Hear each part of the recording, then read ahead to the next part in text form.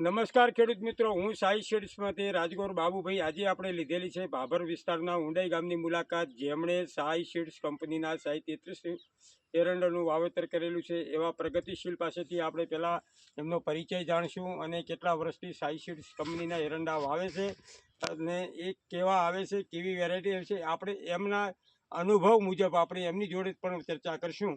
તેથી શું નામ છે તમારું? ઈશ્વરભાઈ વશરમભાઈ, ગામ ઊંડાઈ, નાઈ ઈશ્વરભાઈ વશરમભાઈ, ગામ ઊંડાઈ, તાલુકો ભાભર. બરાબર. આપણે આ કઈ વેરાયટી વાવેલી છે ખેતરની અંદર? સાઈ 33. સાઈ 33. તમે સાઈ 33 કેટલા વર્ષથી વાવો છો? આ પહેલી વખત વાયા છે, પણ અમે તો એમ જ કહો સાઈ 33 વવરાય. તમે આ વખતે પહેલી વખત જ વાયા છે? તમે પહેલી વખત વાયા છે તો તમે કોના કહેવાથી અને ક્યાંય તમે જોયેલા હતા, તમે એ રીતે કોણે તમને સલાહ આપી? એગ્રા વાળા કીધું હતું એટલે લાઈને વાઈ દીધા.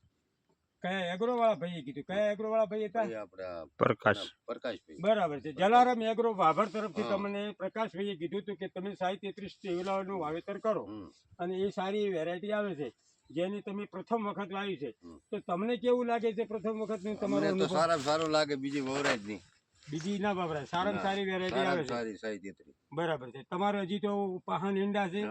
બરાબર. હજી તો દોઢ મહિનો થયો જ છે. હજી દોઢ મહિનો થયો છે. પાછળથી વરસાદના કારણે તમે મોડા વાવેતર કર્યું. જાર વાવલ હતી, જાર પાસે વાયા. બરાબર. એટલે તમે મૂળ નવરાત્રીની અંદર આસપાસ વાવેતર કરેલું? નવરાત્રી બસ દશેરા આજુબાજુ, દશેરાના દિવસે વાવેતર કરેલું છે. તો આપ જોઈ શકો છો કે માત્ર મને 2.5 મહિના થયેલા છે એરંડાની અંદર, તો આપ એની અંદર દાળ, ફૂટ અને માળની તૈયારી થઈ રહી છે. તો આપ જોઈ શકો છો. તો દરેક ખેડૂત મિત્રોને હું સાઈ શેડ્સમાંથી ભલામણ કરું છું કે એક વખત તમે સાઈ 33ના એરંડા વાવો અને તમે જાતે જ અનુભવ મેળવો.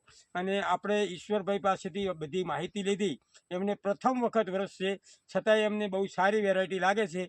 તો દરેક ખેડૂત મિત્રને નમ્ર વિનંતી કે સાઈ શેડ્સનું વાવેતર કરી અને સારું એવું ઉત્પાદન લો. ધન્યવાદ. જય જવાન, જય ભારત.